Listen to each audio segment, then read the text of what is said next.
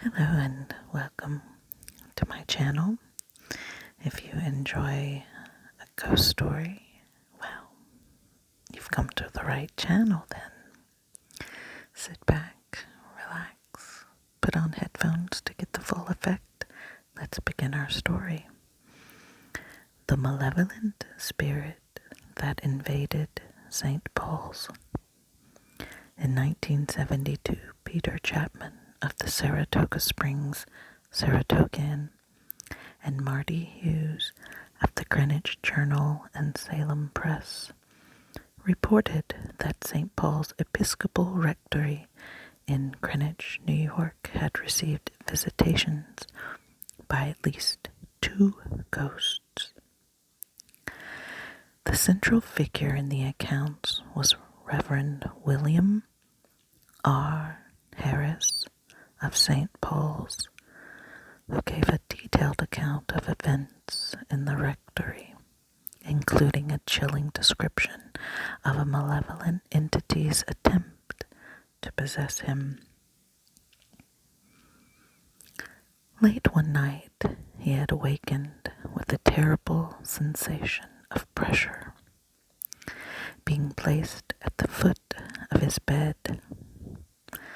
The pressure increased, a chill swept over him, and he felt literally pinioned by an inexpressibly oppressive weight.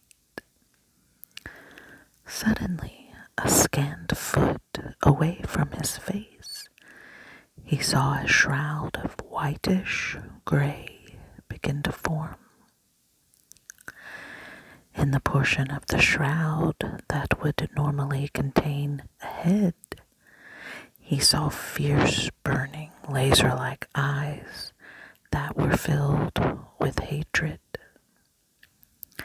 Reverend Harris sensed a tortured, aggressive, malevolent, and demonic spirit, and he realized intuitively that the spirit might attempt to possess him.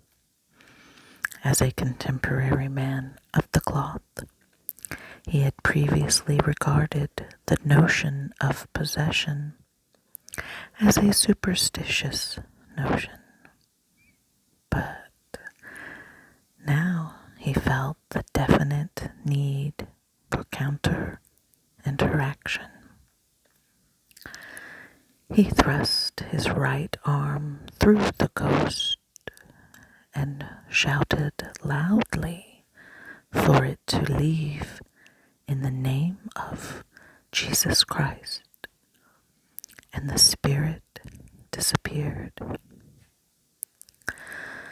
Reverend Harris described the entity as having a long, sharp, aquiline nose, severe cheekbones, and a thin mouth, and angular features that culminated in a pointed chin. He also mentioned seeing wisps of gray beard that clung to the thing's chin like Spanish moss on a tree. Mrs. Harris reported that one morning in 1968, something invisible attempted to take away a tea tray she was carrying into the kitchen. The Harris daughters, Jan, Julie, and Paige, also had encounters with apparitions.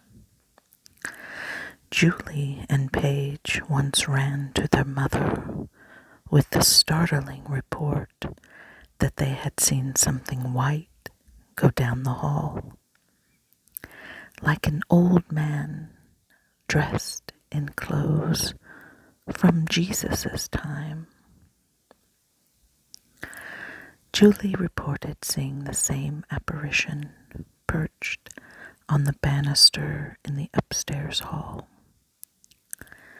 As she watched, it went right through the wall. Reverend Harris's mother encountered a strange visitor in the rectory when she was staying there in the family's absence. She described it as a figure of a woman dressed in the style of clothing that was worn by Puritans. It passed from the living room, across the entry hall, and into the studio. Although Mrs. Harris raced into the studio, nobody was there. The carefully documented account of the ghosts of St. Paul's Rectory was enhanced even more by an amazing drawing of one of the phantoms done by professional artist Paul Fung. Fung saw a ghost at close range on July 4th, 1972, when he returned to the rectory with the Harris family after seeing a circus perform at the Washington County Fairgrounds. Fung, who used to draw the Blondie comic strip, felt the coldness that is often associated with ghosts and got a good look at it. He even returned for a second look.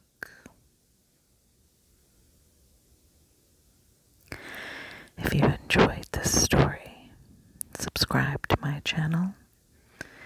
I do upload regularly.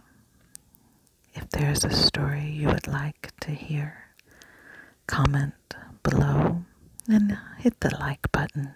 That way I know that you are enjoying the stories and getting scared, even just a little bit. Thank you all for watching, and stay tuned for more whispered and soft-spoken ghost stories. Until then, stay scared, even just a little bit.